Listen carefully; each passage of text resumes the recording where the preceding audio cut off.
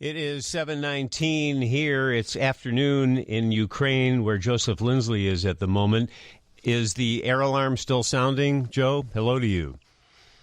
Bob, good afternoon to you. And no, it just stopped a few minutes ago. We've had several off and on due to reports of Russian fighter jet activity in Belarusian airspace to the north of Ukraine, and then also in the Sea of Azov and the Black Sea to the south of Ukraine. And these jets are the MiGs, which are able to carry the Kinzhal missile, which is incredibly fast. And so anytime these jets are moving around, it triggers air alarms throughout the country because you have very little notice once a missile is fired.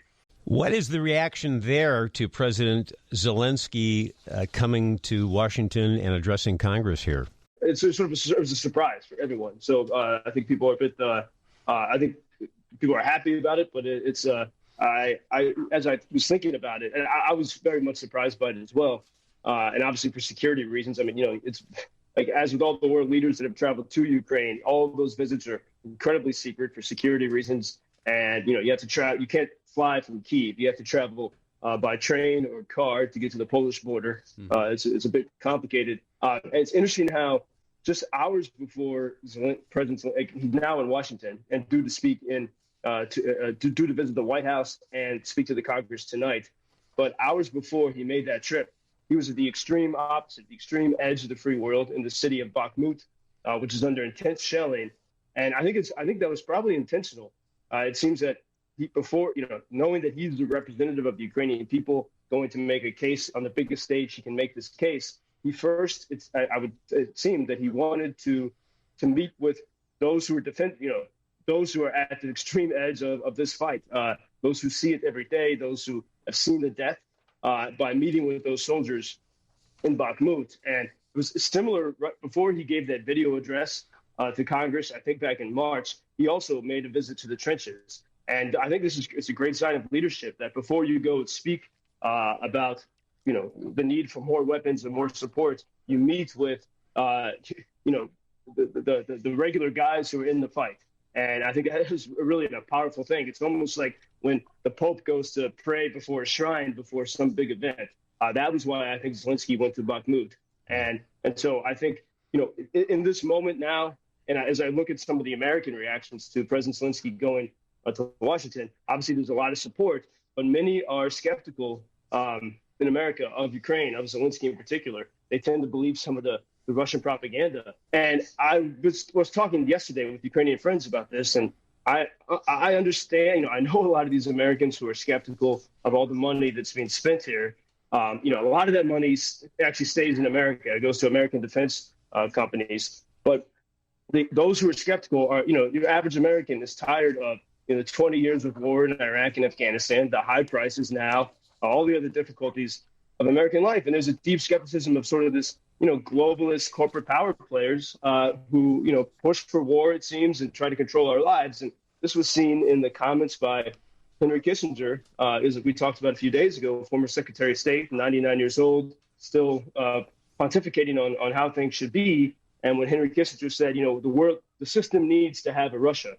And so I understand the frustration of the Americans who are concerned with this sort of globalist control. But I think the question I would pose, if any of them are listening, as Zelensky is in Washington, is if you don't trust these people, why do you necessarily believe them when they say they are completely, in favor of Ukraine?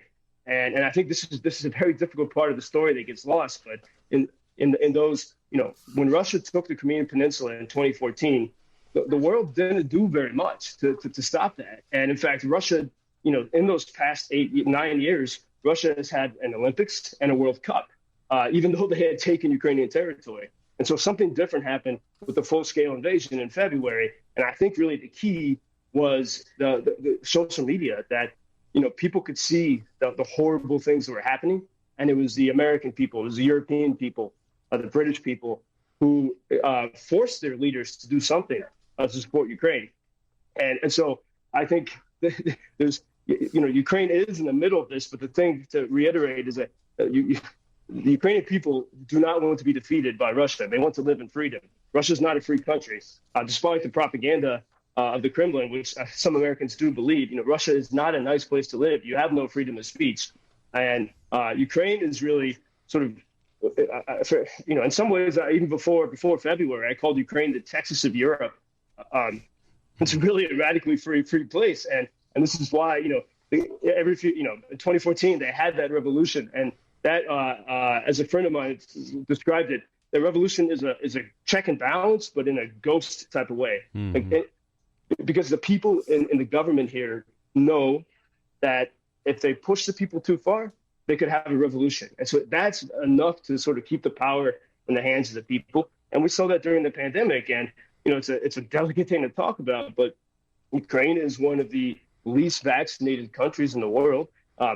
Many people here, the ones who are vaccinated, they have fake documents. And that's just how radically free and independent the Ukrainian people are. And so I think one reason why Zelensky, there are many people in Congress who sort of believe some crazy rhetoric against him and the Ukrainians. And maybe that's why he's going to Washington, so he can meet people face to face, so they can see someone who has endured, he put his life in the line to stay in Kyiv. And I think this personal meeting can maybe persuade some Americans who have been believing too much Russian propaganda and who've been skeptical of Ukraine.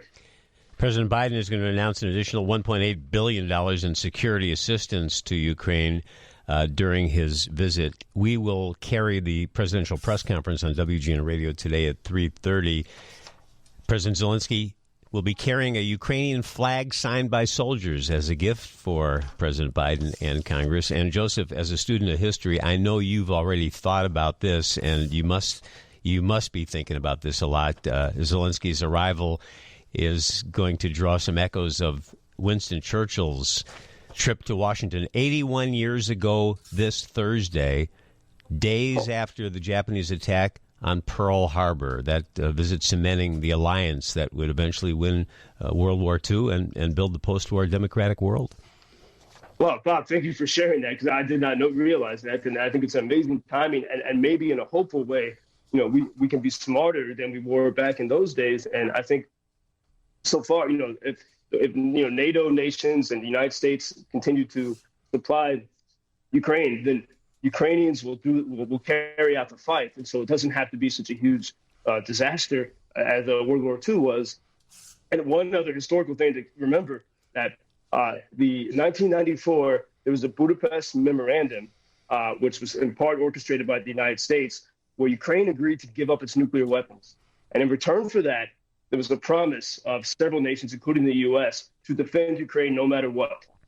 So the United States is obliged to do that. In fact, the father of the current Secretary of State, Anthony Blinken's father, was a U.S. diplomat who was part of arranging that at the time. And so there is even a legal reason for this. But I think that the main reason is, think of Churchill and think of those who say if you appease tyrants, they're only going to take over more and more and more until they're stopped. Joseph, I'll be off now until after the new year, and Wendy Snyder will talk to you tomorrow. I'll speak to you again January 3rd. So let me just say how much we all appreciate here your great reporting, your commentary, your insights, the pictures you paint of life there in Ukraine. And I can't say this enough. Peace and God bless you in the new year, Joseph. Bob, thank you as well. Дуже дякую from Ukraine. And these conversations have not only helped me make sense of this time, since February. It's hard to believe it's been so long, and I feel I've grown and adapted so much through that. And I'm grateful to be on this journey with your audience and to share the things that I see and hear here. And so, Bob, I hope you have a restful holiday, and I look forward to talking to you in the new year. Maybe it'll be a brighter, calmer time. We pray for that. Peace. Stay well. Be healthy. Thank you, Joseph. Thank you, Bob. As I've said before, Joseph Lindsley, world's most interesting man. This I find in my garden. It's peace from rocket. Help us to win in the war.